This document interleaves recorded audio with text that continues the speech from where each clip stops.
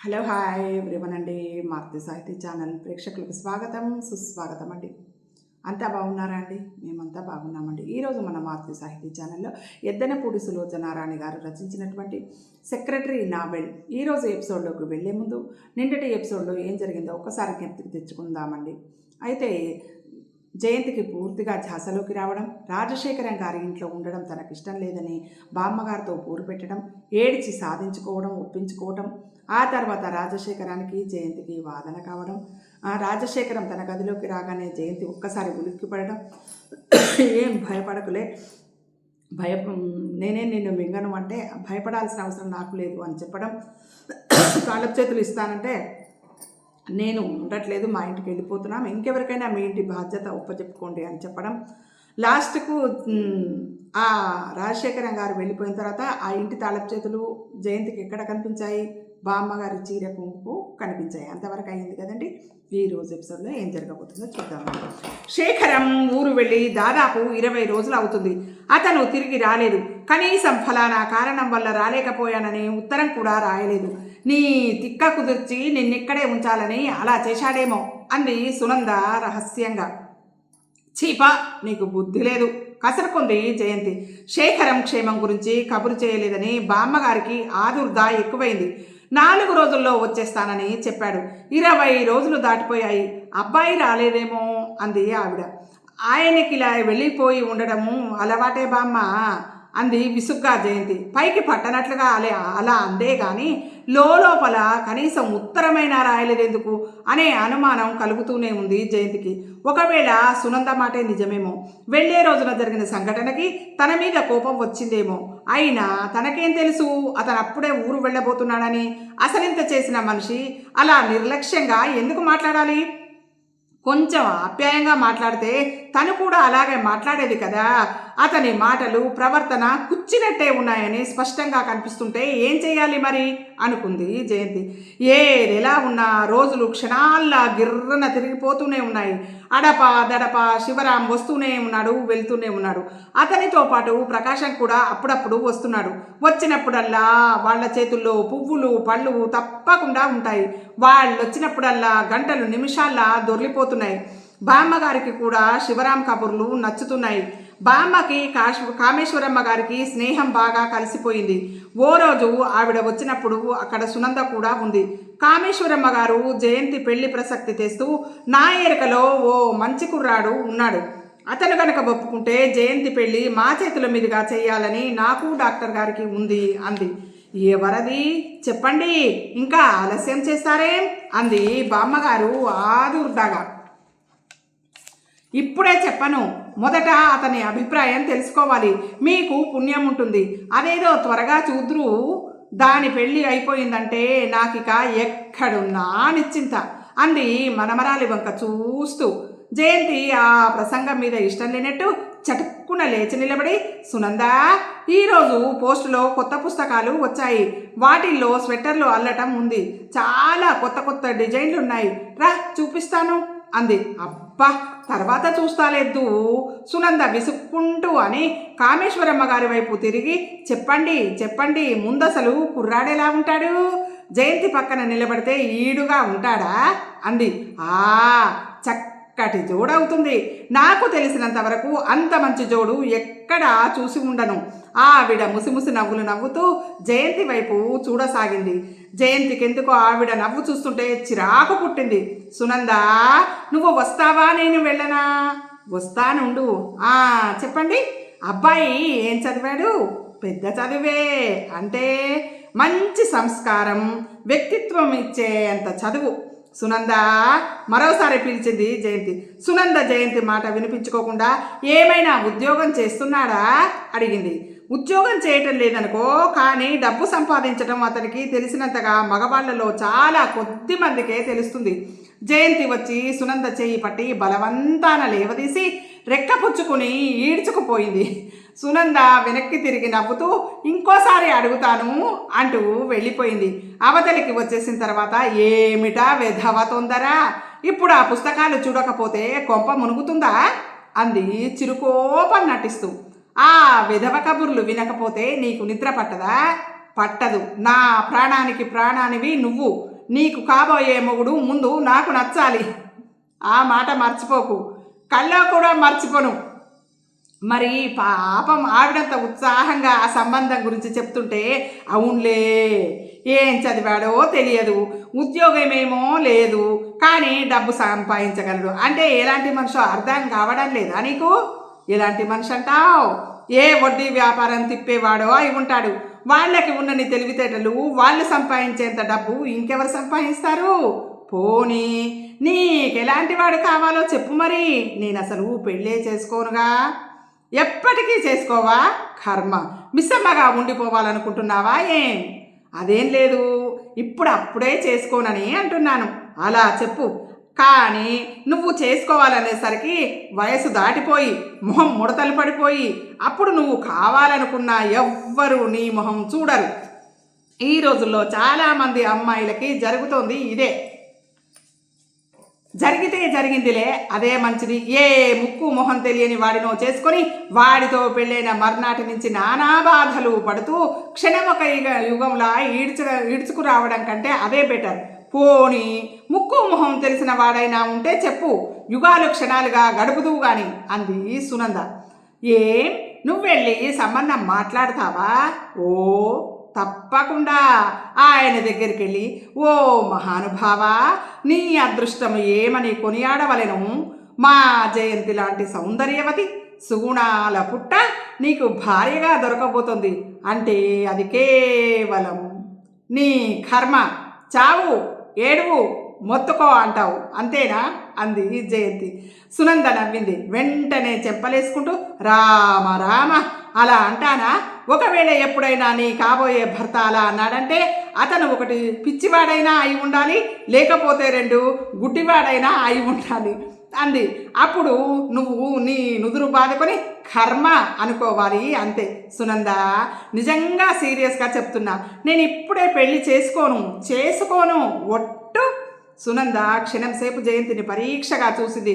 ఆ వెంటనే కళ్ళు గుండ్రంగా తిప్పుతూ, ఓ ఇప్పుడు అర్థమైందిలే, అదా నీ ఉపోద్ఘాతం అంది. అంటే ఏముంది, జీవితాంతం రాజశేఖరం సెక్రటరీగా ఉండిపోవాలని, అంతేనా అంది. చిచ్చి అదేం కాదు, నిజంగా చెబుతున్నాను సునంద, అదేం కాదు. అంత కంగారు దేనికి? కంగారు కాదు, మనం ఒక ఉద్దేశంతో అనే మాటలకి ఇంకోవైపు నుంచి ఎదుటివారు ఎలాంటి అర్థాలు తీయగలరా అని ఆలోచిస్తున్నాను అంది. సర్లే, లేకపోతే ఏమిటో చెప్పు మరి. జయంతి దిగులు పడుతూ ఏదో ఆలోచిస్తున్నట్టు మొహం పెట్టి, కర్మ, ఏ దుర్ముహూర్తంలో ఇతని సెక్రటరీగా అడుగుపెట్టానో కానీ అంత తారుమారైపోయింది.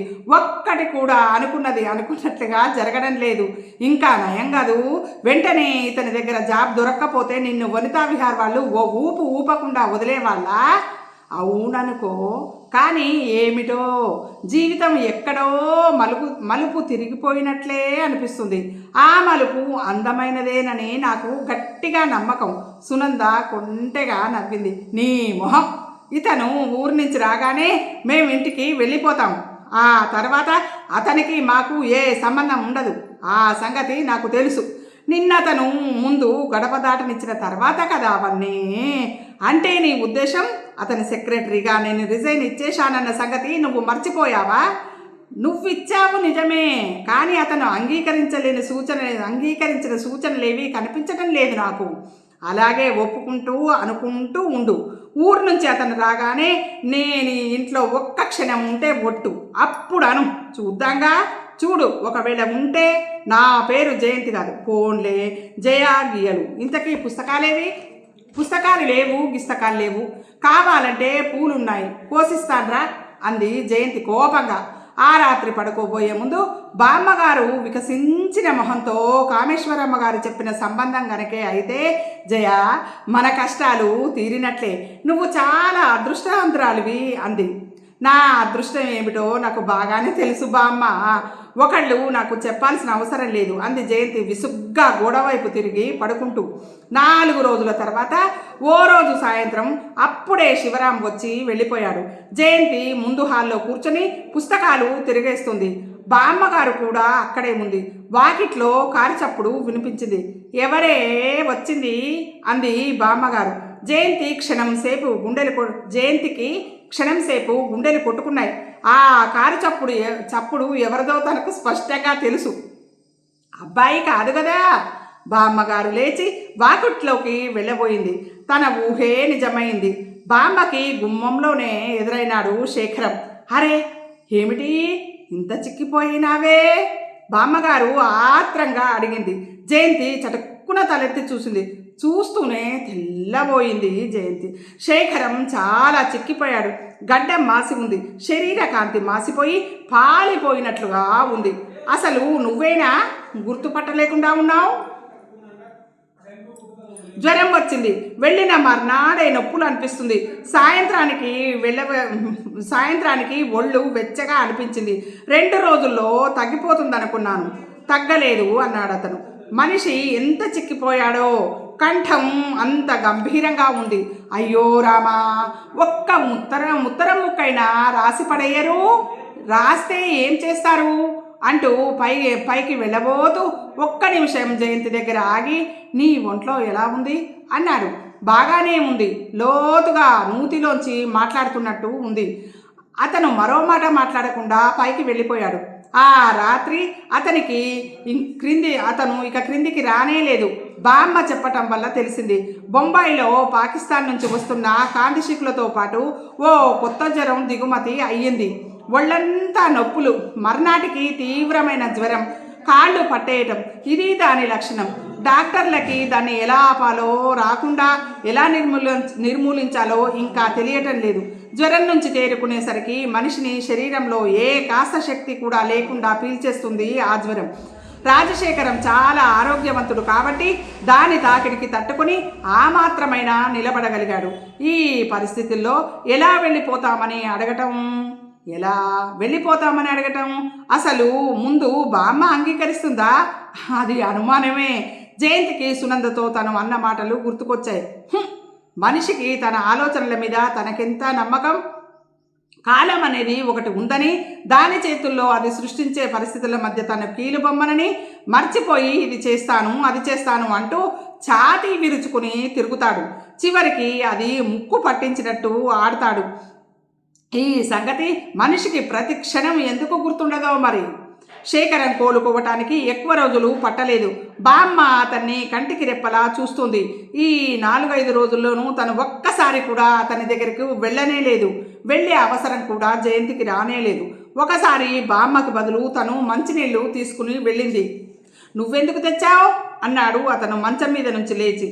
తేకూడదా అని అడగాలనిపించినా అతని కంఠస్వరం ధోరణికి అడగలేకపోయింది. బామ్మకి నొప్పి వచ్చింది అంది.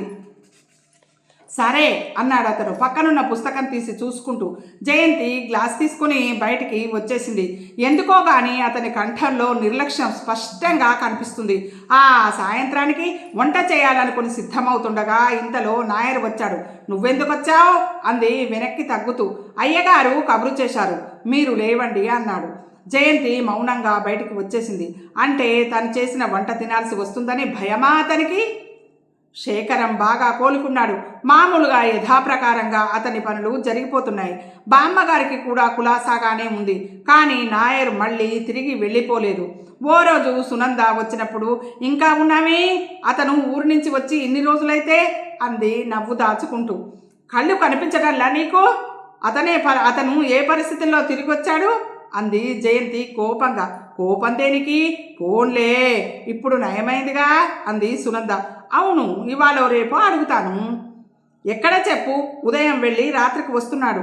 భోజనం కూడా నాయరు ఆఫీస్కే తీసుకువెడుతున్నాడు. నీ మనసులో ఉద్దేశం కనిపెట్టాడులా ఉంది. అందుకే తప్పించుకుంటున్నాడేమో అంది సునంద. ఛే అంది జయంతి. పైకి కాదని తీసేసినా లోపల అదే నిజమేమో అనిపించసాగింది జయంతికి. 2 రోజుల నుంచి విశ్వ ప్రయత్నం చేస్తే 3వ రోజున శేఖరంతో మాట్లాడే అవకాశం కలిగింది జయంతికి. ఆ రోజు అదృష్టం. ఎందుకో అతను రోజులా త్వరగా వెళ్ళిపోలేదు. 10 గంటల వరకు ఇంట్లోనే ఉన్నాడు. జయంతికి వెళ్ళిపోతామని చెప్పటానికి ఇదే మంచి అవకాశం అని అనిపించింది. బామ్మ పూజ గదిలో ఉంది. గంటకి గాని బయటికి రాదు. నాయరు వంటింట్లో ఉన్నాడు. వాసు బజారుకి ఏదో పని మీద బయటికి వెళ్ళిపోయాడు. శేఖరంకి తనకి ఏదైనా వాగ్యుద్ధం జరిగితే అది ఎవ్వరి చెప్పినా పడదు. దొడ్లో ఉన్న పూలు కోసి దేవుడికి మాలగా గుచ్చటం జయంతి దినచర్యలో ఓ భాగం. ఈ రోజు కూడా పళ్ళెం నిండా పూలు కోసుకొని గుచ్చుతోంది. పూల పళ్ళెం చేత్తో అలాగే పట్టుకొని మెట్లెక్కి పైకి వచ్చింది. గదిలో అతను అద్దం ముందు నిలబడి టై కట్టుకుంటున్నాడు. జయంతి గదిలోకి రావడం ఎదురుగుండా అద్దంలో నుంచి కనిపిస్తూనే ఉంది. గుమ్మంలోనే ఆగిపోయింది జయంతి. అతను ఆత్రంగా వెనక్కి తిరగలేదు. ఎందుకు వచ్చావు అని కూడా అడగలేదు. నిదానంగా టై కట్టుకుంటూ ఉన్నాడు. ఒళ్ళు మండిపోయింది జయంతికి. పళ్ళెంలో పూలు గుచ్చే సూది తీసి వెనకగా వెళ్ళి భుజం మీద గట్టిగా గుచ్చాలన్నంత కోపం వచ్చింది. అసలు ఏమైంది ఇతనికి? ఇదివరకు శేఖరానికి ఇతనికి ఎక్కడన్నా పోలిక ఉందా? బామ్మ తన మాటలకి లోబడిపోయింది కాబట్టి ఇక ఇక్కడ ఉండటం తప్ప ఇంకేం గత్యంతరం లేదు నాకు అనే గర్వమాది.